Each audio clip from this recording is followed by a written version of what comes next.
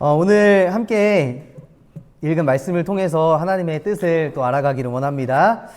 여러분들의 삶의 목적은 무엇입니까? 삶의 이유가 어떻게 되십니까? 그리스도인의 삶의 이유에 대해서 우리가 한번은 생각해보고 우리가 살아가야 할 줄로 믿습니다. 그래서 오늘 주보의 제목을 보시면 우리 살아가는 모든 날들이라는 제목인데요. 이 모든 날들이 뒤에다가 여러분들 제가 네모칸을 하나 쳤다고 생각해 보세요. 우리 살아가는 모든 날들이 네모다 하면 뒤에 이제 어떤 단어가 들어가겠죠. 여러분 한번 설교를 들으시면서 우리 살아가는 모든 날들이 뭐다라고 하는 생각을 나름대로 각자 해보셨으면 좋겠습니다. 우리가 이 땅에 살아가는 이유가 뭘까요, 여러분? 이 성경의 큰 맥락에서 보면 하나님께서 우리를 만드시고 인간을 창조하신 목적에 대해서 이사야서 43장 21절에 이 이유에 대해서 말하는 경우가 있습니다.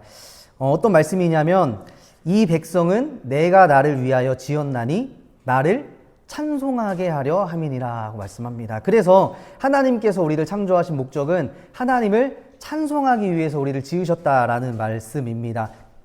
그런데 이 말씀은 1차적으로 바벨론에 있었던 포로들 이스라엘 백성들에게 하시는 말씀이었습니다. 이사야서 43장의 뒷 문장을 보면은 이스라엘 백성들을 하나님께서 찬송하게 하시려고 지었는데 이 이스라엘 백성들은 어떻게 했냐면 하나님을 부르지 않았고 하나님을 괴롭게 했다고 말씀을 하고 있습니다. 우상 숭배했었던 이스라엘의 이 죄를 폭로하고 있는 본문이 이사야서 43장의 말씀입니다. 어찌 되었든 간에 하나님께서 이스라엘 백성들 그리고 우리를 창조하신 목적은 하나님을 찬송하게 하려고 지으셨다라는 것이죠. 그렇다면 오늘 함께 읽은 본문 창세기 2장과 또 성경 몇 군데의 본문을 보면서 하나님께서 우리를 만드신 목적에 대해서 성경은 무엇이라고 말하는지 살펴보기를 원합니다. 하나님께서 오늘 창세기 2장 7절 말씀에 보시면 땅의 흙으로 사람을 지으시고 생기를 그 코에 불어 넣으시니까 사람이 생명이 되었다고 말씀을 하고 있습니다.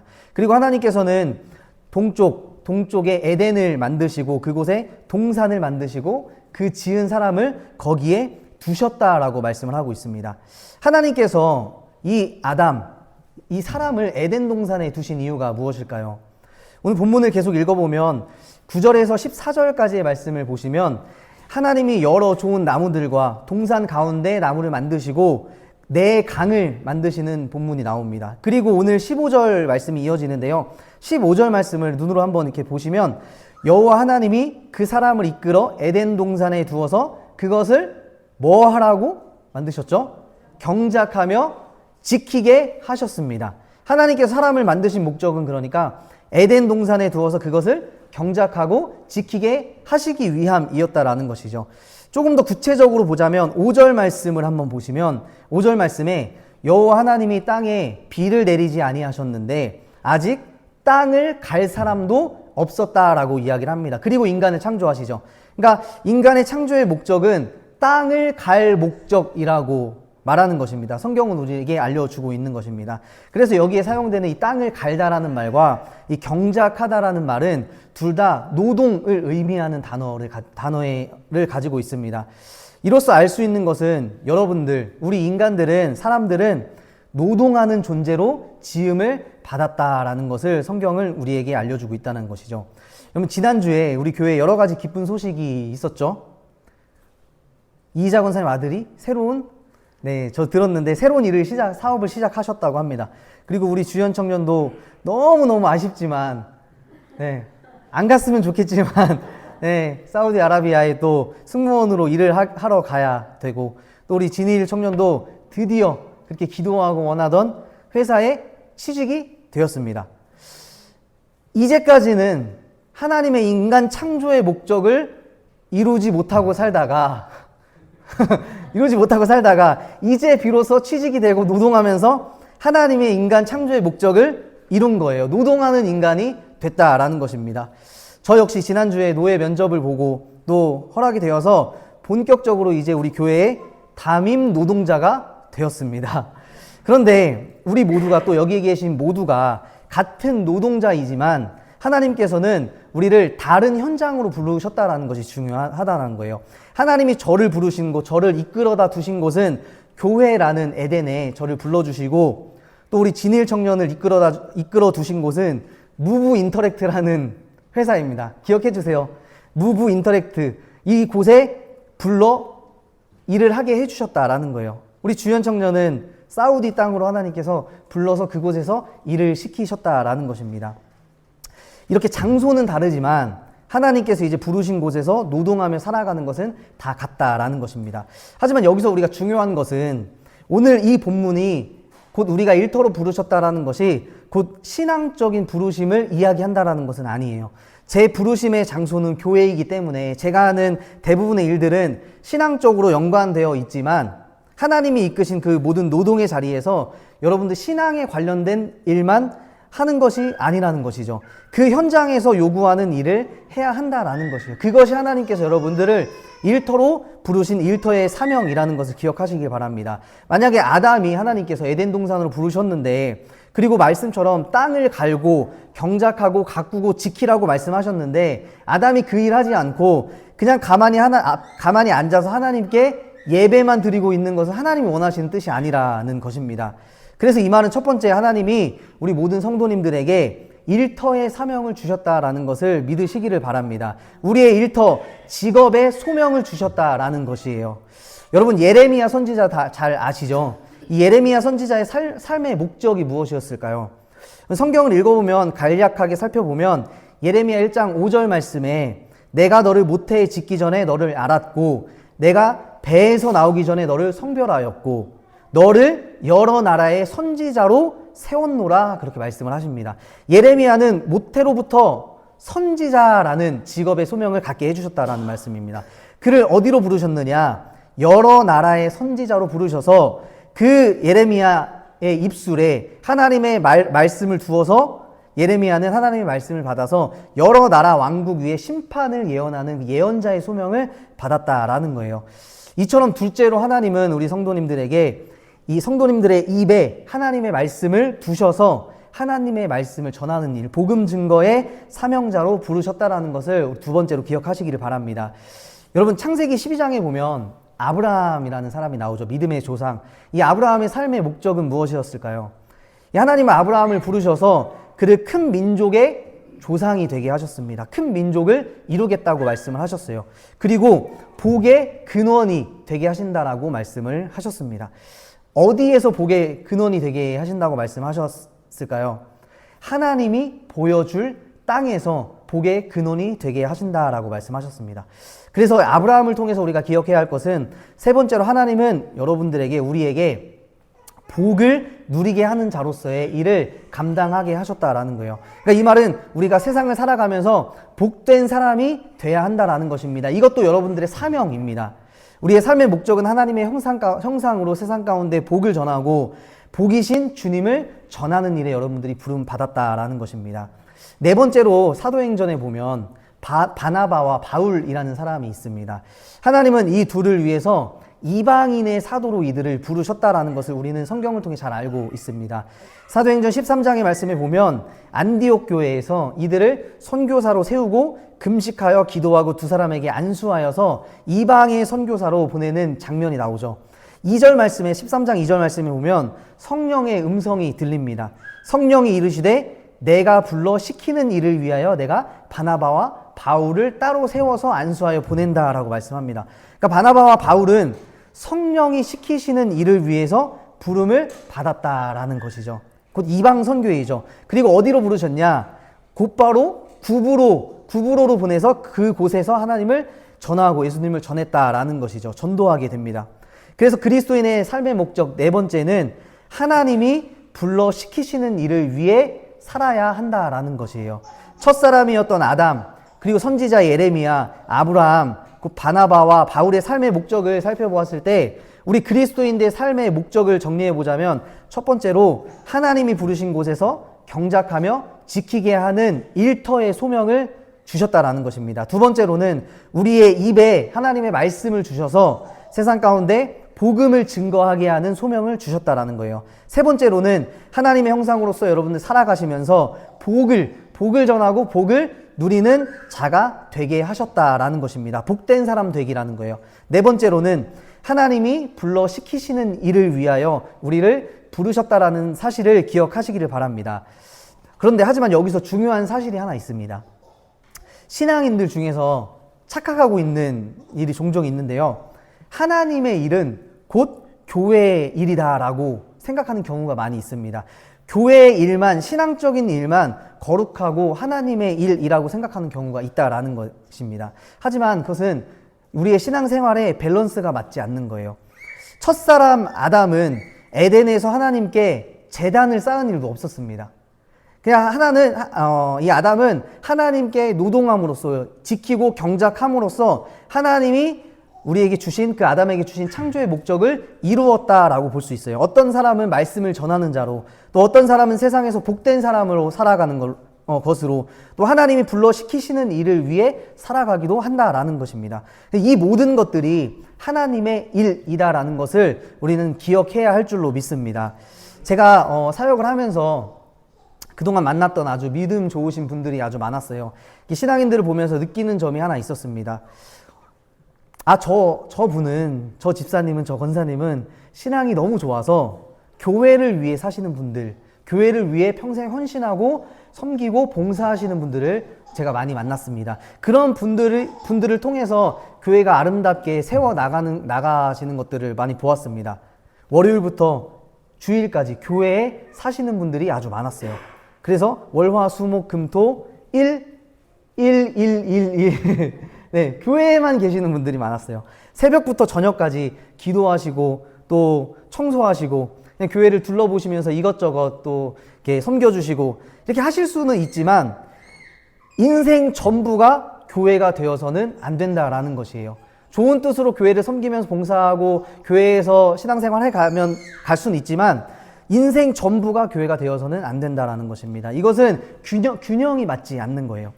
제가 예전에 청년부 때 한 청년이 제게 와서 하소연을 한 적이 있었습니다. 저보다 동생이었는데 남자 청년이었습니다. 이 친구가 그래도 신앙이 어느 정도 있어서 고민이 많았어요. 근데 뭐라고 이야기를 했냐면 자기 엄마가 교회에서 아주 신앙 좋은 집사님으로 소문이 나 있었습니다. 교회에서 어떤 일을 하게 되면 가장 먼저 나와서 일하시고 솔선수범하면서 제일 먼저 나오시고 열심히 하시는 그런 집사님이셨어요. 그런데 이 청년이 저에게 하는 말이 뭐냐면 막 하소연을 하듯이 아니 그렇게 교회 일 열심히 하면서 집안일은 하나도 안 한다는 거예요, 엄마가. 네. 교회 일 하시고 또 선교단체도 하셨어요. 선교단체도 하시고 각종 집회, 예배, 기도원 다니시고 막 예배는 그렇게 다니시는데 자녀가 봤을 때 가정은 늘 쑥대밭이라는 거예요. 청소도 안 되고 근데 지가 해먹으면 되긴 하는데 청소도 안 돼 있고 밥도 없고 일상적인 가정일도 제대로 안 되는데 뭐 그렇게 저렇게 신앙생활만 하는 것이 무슨 소용이 있냐. 자기는 엄마를 보면서 자꾸 신앙을 잃어간다고 교회에서 하는 모습과 집에서 하는 모습이 너무 다르다는 이해가 안 된다는 그런 이야기를 했습니다. 제가 이 말을 들으면서 참 맞는 말이다. 일견 맞는 말일 수 있다라는 생각을 했습니다. 여러분 가정을 돌보는 일은 하나님의 일이 아니다라고 생각해서 이런 일들이 발생한다라는 것이죠. 제가 어느 책에서 보았습니다. 목회자의 착각이라는 이런 거였는데 목사는 성도님들을 바라볼 때 다 하나님이 자기에게 보내주신 양이라고 생각한다라는 거예요. 그런데 이 책에서 이렇게 이야기를 합니다. 모든 성도님이 너에게 보내주신 양이 아닐 수 있다. 그러나 한 가지 분명한 것은 네 자녀는 너에게 분명히 보내주신 것이 맞다. 이렇게 이야기를 하더라고요. 목회한다고 양을 보살핀다고 하면서 가정에 소홀히 하고 자녀에 소홀히 하는 것은 하나님이 기뻐하시는 일이 아니다라고 이 책에서는 이야기하고 있었어요. 여러분들 제가 권면 드립니다. 교회를 위해 살지 말아야 합니다. 아멘이십니까? 제 말을 잘 들어보세요. 교회를 위해 살지 말아야 합니다. 왜냐하면 힘들어요. 교회를 위해 살면 힘든 겁니다. 여러분들도 힘들고 누가 제일 힘드냐?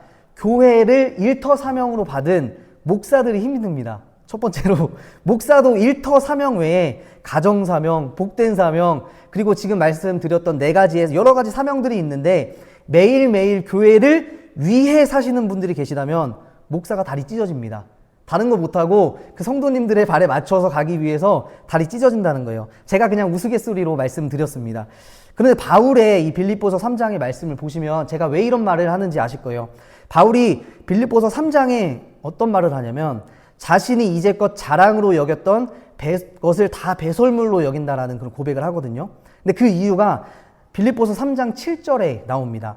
무엇이든지 내게 유익하다는 것을 내가 그리스도를 위하여 다 해로 여기겠다, 이렇게 말씀을 해요. 여기 보면 바울은 내가 그리스도를 위하여 다 해로 여기겠다 말씀하는데, 여기 나오는 이 그리스도를 위한다라는 말, 위하여라는 말은 헬라어로 보면 두 가지로 번역을 할 수 있는 단어입니다. 첫 번째로는 그리스도를 위하여라고 번역을 할 수 있어요. 두 번째는 그리스도 때문에라고도 번역을 할 수 있는 단어예요. 어느 번역 성경에서는 그리스도 때문에 모든 것을 내가 해로 여겼다, 이렇게 번역을 하는 성경도 있습니다. 그런데 바울의 이 서신들을 보면 바울은 그리스도 때문에, 그러니까 하나님이 주신 은혜 때문에 살아갈 수 있다라고 고백을 하는 것을 많이 볼 수가 있어요. 그래서 여러분들, 제가 교회를 위하여 살지 말라는 것이 그냥 교회 떠나가서 교회에서 아무것도 하지 말라는 그런 뜻이 아니라 교회에 속해서, 교회 안에서, 교회 때문에 여러분들이 살아야 할 줄로 믿습니다. 그럴 때 여러분들의 신앙생활이 힘들지 않다라는 거예요. 신앙생활을 오래 할 수 있다라는 것입니다. 그래야지 행복하게 여러분들이 신앙생활 할 수 있게 될 줄로 믿습니다. 그래서 지금 젊은 청년들에게도, 젊은이들에게도 우리가 이런 말들 많이 합니다. 교회를 위해서 살아야 돼. 교회에 헌신해야 돼. 교회를 위해 살아. 이렇게 이야기를 하니까 청년들이, 젊은이들이 자꾸 다 교회를 떠나가는 거예요. 내가 교회에서 나한테 해준 것도 없는데 내가 왜 교회를 위해 살아야 돼? 이런 반발심이 생긴다라는 거죠. 그런데 이렇게 언어를 바꿔보세요, 여러분. 청년들이요, 젊은 가정들이요, 교회에 속해서 인생을 행복하게 사십시오. 교회 안에서 행복하게 신앙생활 하세요. 교회 때문에, 즉 이 말은 하나님이 주신 은혜 때문에, 그 감격 때문에 교회에 와서 그 은혜를 누리며 살아가라고 우리 젊은 청년들에게, 젊은 성도들에게, 또 여러 성도들에게 이야기를 해야지 부담 없이 교회에 와서 그 은혜를 누릴 수 있다라는 거예요. 우리가 그렇게 살아갈 때 사도행전 20장 24절의 바울의 고백이 우리의 고백이 될 줄로 믿습니다. 내가 달려갈 길과 주 예수께 받은 사명, 곧 하나님의 은혜의 복음을 증언하는 일을 마치려 하면은 뭐를 조금도 귀한 것으로 여기지 아니하노라? 나의 생명조차 귀한 것으로 여기지 아니하노라. 그 말씀이 우리의 고백이 될 줄로 믿습니다. 왜냐하면 우리의 인생은 하나님이 은혜로 주신 선물이고 하나님의 선물로 받은 인생이기 때문에 나의 생명조차 아깝지 않다라는 것입니다. 오늘 말씀을 정리하겠습니다. 하나님께서는 먼저 여러분들을, 우리를 일터 소명으로 부르셨다라는 것을 기억하시길 바랍니다. 여러분들을 부동산으로, 학원으로, 승무원으로, 뮤직 엔지니어로, 사회복지사로, 또 목사로 일터 소명을 우리에게 주셨다라는 것을 늘 기억하시기를 바랍니다. 그래서 우리가 처한 그 자리에서 신앙적인 일들도 하지만 열심히 노동하며 땀 흘리며 하나님을 드러내시고 하나님이 우리를 불러 또 시키실 일이 있다면 그 순간순간 하나님 말씀에 순종하시고 헌신하시고 나에게 맡겨주신 가정과 일터를 잘 돌보시고 또 교회 사역을 일터 소명으로 주신 저와 같은 이 목사, 목회자와 함께 동역해 주시면서 교회 안에서, 교회 때문에, 교회를 위해서 하는 것이 아니라 교회 때문에, 받은 은혜 때문에 교회 안에서 행복하게 신앙생활 할 수 있도록 딱 그 정도로만 하셔야지 여러분들이 오래 신앙생활 할 수 있는 겁니다. 막 열심히 했다가 신앙 잃어버리면 어떻게 해요? 여러분들, 교회 위에서 막 열심히 살았는데 내 삶에 막 고난과 위기가 닥쳐오면 어떻게 해요? 하나님 떠날 수 있잖아요. 또 목사와 성도 간에 여러 가지 갈등이 생길 수도 있잖아요. 인간 사이기 때문에. 그렇게 교회를 위해 살았는데 상처받고 교회를 떠나면 하나님 얼마나 슬퍼하시겠습니까? 그래서 딱 그 정도로만 우리가 행복하게 신앙생활 할 수 있을 정도로만 여러분들 신앙생활 하시기를 바랍니다. 예전에 이런 말이 있었습니다. 여러분들, 지치는 게 뭐야? 이런 말 아십니까 혹시? 여러분들 지치는 게 뭡니까? 지치는 게 먹는 겁니까? 지치는 게? 모르시나요? 여러분들 신앙생활을 우리가 마라톤에 비유하는 경우가 많이 있죠. 42.195km를 우리가 뛰려면, 하나님 앞에 가려면 여러분들의 신앙생활의 페이스 조절이 필요하다라는 거예요. 가면서 내가 신앙생활 하면서 힘들면 옆에 있는 물도 좀 마시고, 그리고 오르막에서는 좀 힘들 때는 천천히 좀 뛰고, 그리고 내리막에서는 또 그 내리막의 탄력을 받아서 또 열심히 또 헌신할 때는 신앙생활을 열심히 하고, 또 옆에 만약에 넘어진 선수가 있어요. 넘어진 성도가 있습니다. 근데 내 신앙만을 위해서 내가 지금 막 뜨거워요, 신앙이. 그렇다고 해서 이 옆에 있는 이 성도의 신앙생활을 외면하고 내가 막 먼저 결승선까지 하나님한테 큰 축복을 받겠다고 먼저 가시지 마시고 그 성도를 일으켜 세워서 꼬린 지점까지 함께 가는 것이 우리의 신앙생활인 줄 믿습니다. 제가 얼마 전에 우리 유치원 운동회에 간 적이 있어요. 하이미 유치원 운동회에 갔는데 어른들이 이제 나와서 이렇게 달리기를 합니다. 마지막 계주를 하는데 남자 아빠들의 달리기가 있었어요. 근데 저는 뛰지 않았고 4명의 아빠들이 함께 달리는데 마라톤을 하는데 이제 저는 청팀이었고 이제 다른 팀이 홈팀이었습니다. 근데 청팀 아빠들이 막 거의 한 바퀴 이상을 빨리 달리는 거예요. 그래서 저는 속으로 아, 우리 청팀이 이겼다. 기분이 너무 좋았습니다. 그런데 마지막 주자, 마지막 아빠가 이제 바톤을 받았는데 거의 한 바퀴가 차이 나는데 뭔가 되게 슬렁슬렁 뛰는 거예요. 뒤를 봤더니 거의 한 바퀴에서 반 바퀴가 따라잡히고 바로 뒤에까지 이렇게 오는 거예요. 결승선이 이제 한 10m 정도 남았는데 거의 따라잡혔어요. 그런데 이 아빠는 그냥 뒤에만 천천히 쳐다보고 오는 것만 쳐다보고 그냥 아무런 생각 없이 천천히 달리는 거예요. 그런데 제가 그 장면에서 감동을 받았습니다. 어떤 감동이었냐면 이 아빠가 그 뒤에 있는 아빠를 기다렸던 거예요. 천천히 뛰면서 그 뒤에 있던 아빠가 오는 것을 보면서 자기 옆으로 오니까 손을 잡아요, 갑자기. 손을 잡고 결승선에 같이 통과를 하는 겁니다, 손을 들고. 근데 제가 아무것도 아니잖아요. 제가 그 광경을 보고 눈물이 나는 거예요.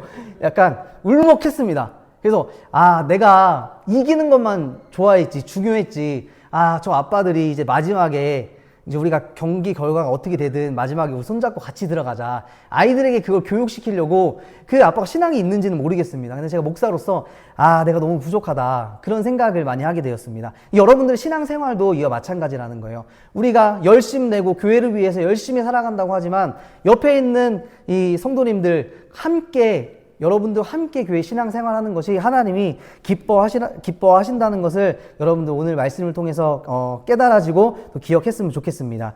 그래서 오늘 제목 우리 살아가는 모든 날들이 네모다라고 했잖아요. 우리 살아가는 모든 날들이 사명이라는 것을 기억하시기를 바랍니다. 일터도 가정도 교회도 여러분들이 있는 모든 곳이 하나님이 여러분들을 부르시는 그 자리라는 것을 늘 기억하시고 주님 앞에 이번 한 주도 소망을 가지고 살아가는 여러분들 다 되시길 주님의 이름으로 소망합니다.